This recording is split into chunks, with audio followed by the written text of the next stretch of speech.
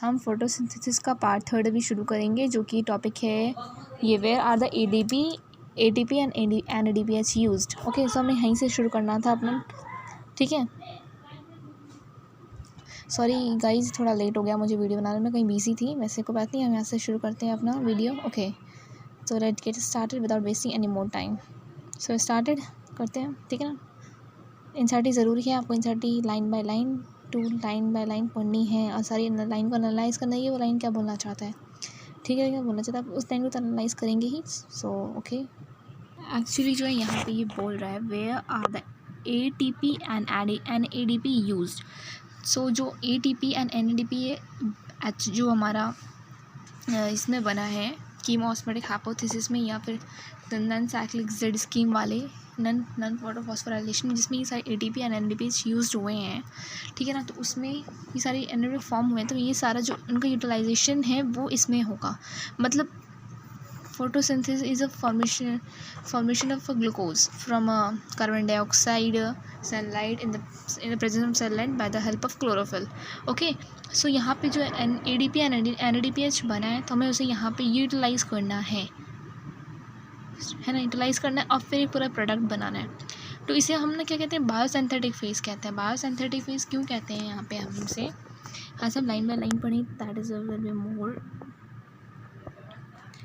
जैसे हम यहाँ पे पढ़ें तो we learned that the products of a light reaction are ATP, NADPH and O2. Of these, O2 diffuses out of the chloroplast, while ATP and NADPH are used to drive the process leading to the photosynthesis of food and more accurately sugar। जो यहाँ पे synthesise कर रहा है वो sugar है, और वो शुगर दैट इज़ स्टार्च की फॉर्म में स्टोर करता है, और इसे हम बायोसिंथेटिक फेज कहते हैं। और the photosynthesis, this process does not directly depend on the presence of light. This process directly तो नहीं है प्रेजेंस ये लाइट, बट इनडायरेक्टली कहीं ना कहीं प्रेजेंट है, क्योंकि ADP NADPH जो बन रहा है वो लाइट रिएक्शन में बनता है और इसका यूज़ यहीं होता है। सो ये डायरेक्टली लाइट पे डिपेंडेंट नहीं है, तो इसे हम डार्क रिएक्शन भी कहते हैं, बायोसिंथेटिक फेज भी कहते हैं। और ये जो पूरी साइकिल है वो हमारे मेल्विन कैल्विन ने दिया था। इसके बारे में आप Melvin Calvin, it is name of that scientist जिसने ये साइकिल किया था, मेल्विन कैल्विन। और इसने जो है हमारे वर्ल्ड वॉर 2 के दौरान ये सारा मैं बताया था कि वर्ल्ड वॉर 2 के दौरान जो रेडियो एक्टिव कार्बन इन्हें यूज़ किया था, उसके हेल्प से एल्गल फोटोसिंथेसिस में जब क्लोरेला एल्गी इसमें रिएक्शन ने ये पूरा प्रोसेस किया था, पूरा रिसर्च किया था, देन इन्हें पता चला था।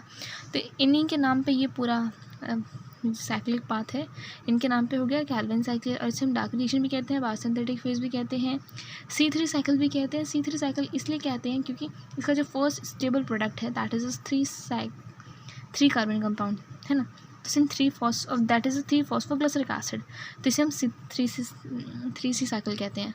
और इसे हम शॉर्ट में PGA भी कहते हैं। 3 फॉस्फोग्लिसरिक एसिड को हम PGA भी कहते हैं, कैपिटल PGA। जैसे आपको पता था कि मैं अपने नोट्स से प्रेफर करना चाहती हूँ, तो वैसे मैंने नोट्स बता रही हूँ आपको, वही मैं आपको नोट्स दिखाती हूँ यहाँ पे, ठीक है ना। तो यहाँ पे डार्क रिएक्शन है, बायोसिंथेटिक फेज है, C3 साइकिल है, कैल्विन साइकिल भी बोलते हैं।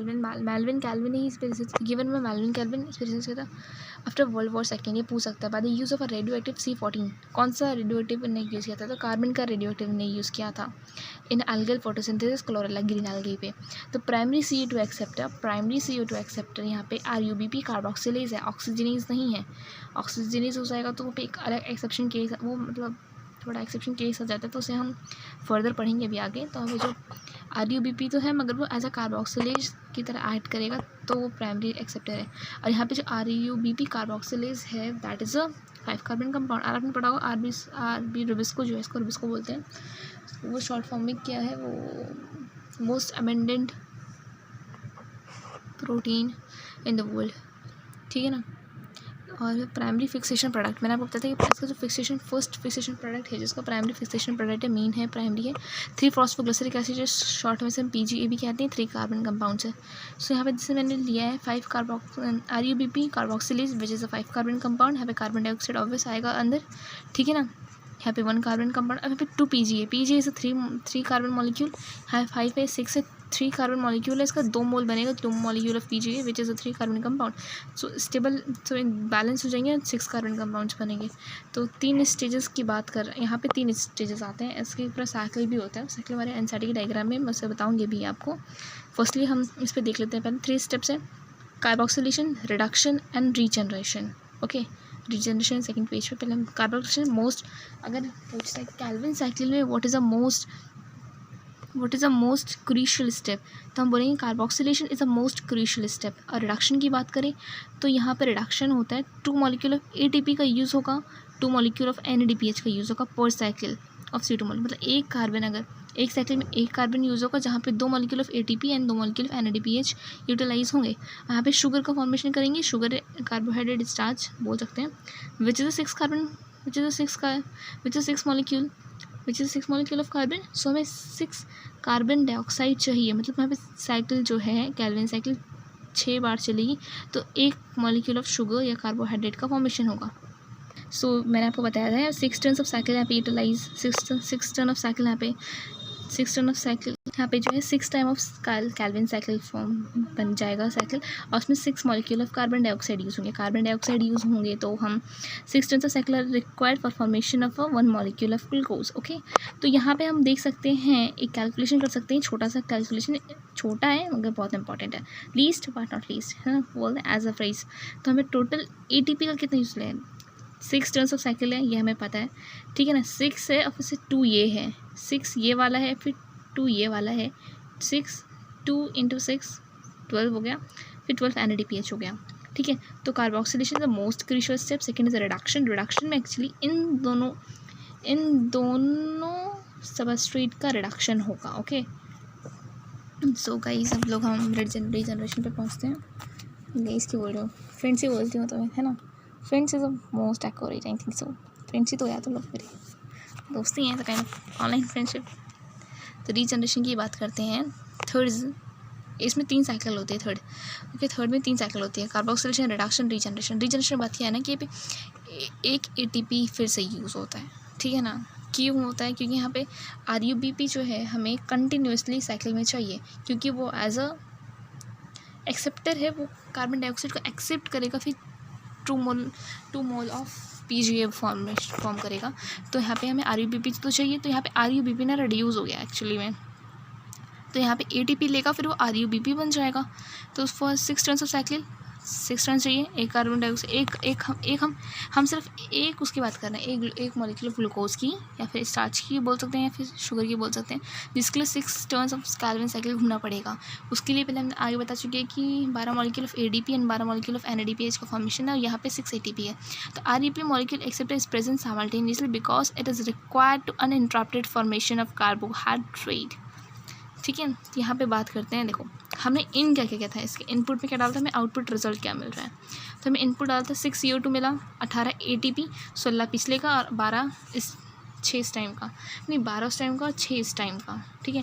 तो 12 + 6 is 18 molecule of ATP and 12 NADPH। यहाँ पे 1 मॉलिक्यूल ऑफ ग्लूकोज बनेगा, 12 ADP बनेगा, फिर NADPH, वो रिड्यूस हो गया ना यहाँ पे। तो जैसे एडिनोसाइन ट्राइफॉस्फेट था, तो एडिनोसाइन डाइफॉस्फेट हो गया, ट्राइफॉस्फेट था डाइफॉस्फेट हो गया, फॉस्फेट का यूटिलाइज बॉन्ड ब्रेक हुआ है, ठीक है। तो मैं इसको भी एनसीईआरटी से समझाती हूँ, that would be better for you guys, sorry that would be better for you friends. यहाँ पे एक बोल सकते हैं कार्बोक्सिलेशन प्रोसेस में हमारा ATP रिक्वायर्ड नहीं है, कार्बोक्सिलेशन प्रोसेस में हमारा ATP यूटिलाइज नहीं है, ठीक है ना। जो भी यूटिलाइज हमारा होगा रिडक्शन पे होगा या फिर रीजनरेशन पे होगा। ओके, दिस यहाँ से ज़्यादा कुछ खास है नहीं, तो मैं बाद में बताऊँगी जब C4-5 साइकिल में हम लोग जाएंगे। तो carboxyl reduction regeneration, carbon dioxide is the most crucial step of Calvin cycle with CO2 is utilized for carboxylation of RUBP। जहाँ पे CO2 का फिक्सेशन होता है फर्स्ट टाइम, उसे कहते हैं। और यहाँ पे जो रोबेस्को है ना, मैं आपको बताना भूल गया, रोबेस्को जो है act as a both oxygenase and carboxylase, but यहाँ पे जो रोबेस्को है कार्बोक्सिलेज की तरह काम करेगा। अगर वो ऑक्सीजनेज की काम करने लगा तो उसका एक्सेप्शन, हम उसका मतलब एक अलग से साइकिल फॉर्मेशन हो जाती है, दैट इज़ अ फोटोफॉस्फोरेशन, इसको आगे पढ़ेंगे। यहाँ पे जैसे बताया गया कि दिस इज़ अ राइबोलोज 1,2 बिसफॉस्फेट है, ठीक है ना। प्लीज़ क्या करूँ यार,